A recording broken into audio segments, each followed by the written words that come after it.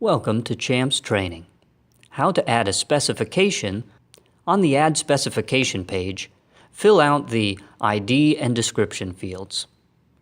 Click the Save button. On the Used On tab, click the Add New icon. From the Document Type drop-down, select Equipment. Click the Details tab. This is where you will customize the fields that will be specific to this specification. Click the Add New icon. Check the Active checkbox so this item is visible on the spec sheet. Use the Order field to enter a number value. This value will define the sort order of items on the spec sheet. From the Item drop-down, select a spec item. Values in this drop-down are set up in the code table. Select an input method from the Edit Type drop-down.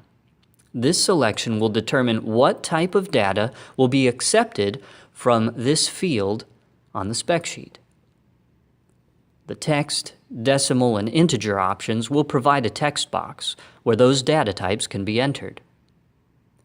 The Date option will provide a text box as well as a date selector or calendar icon. The drop-down list option will provide a drop-down list instead of a text box.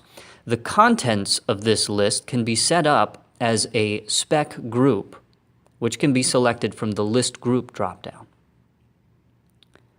The checkbox option will provide a checkbox on the spec sheet.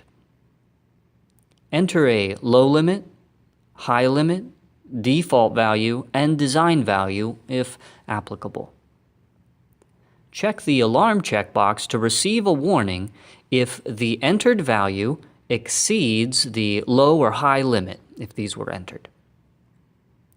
Use the Add New button to add as many items as needed for this specification. Click the Save button.